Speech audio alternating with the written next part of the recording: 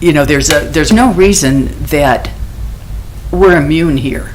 We could have floods. I live like right on the lake. It doesn't have to come up very high for, we could have fires here. I've been evacuated in California from a fast-moving wildfire. It can happen.